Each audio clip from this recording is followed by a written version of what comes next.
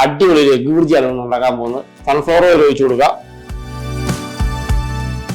ചെറിയ കഷ്ണം ഇഞ്ചി, അതിൻ്റെ കൂടെ 2 കഷ്ണം പച്ചമുളക്, 2 കഷ്ണം സവോള ഫൈൻ ചോപ്പ് ചെയ്യുക.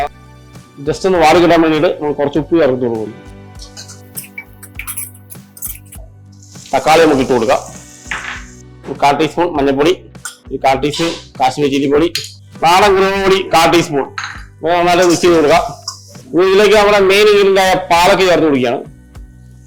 പാലക്ക് ജസ്റ്റ് ഒന്ന് 5 മിനിറ്റ് ഒന്ന് സോട്ട് ചെയ്യണം, ഇതിന്റെ പച്ചമണം മാറുന്ന വരെ. ഇതിലേക്ക് നമുക്ക് മുട്ട പൊട്ടിച്ച് വയ്ക്കാം.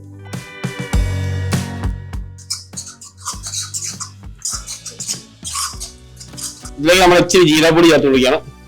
നമ്മുടെ എഗ്ഗ് പാലക്കിട്ട് നല്ല ബുർജി റെഡിയായി വന്നിട്ടുണ്ട്.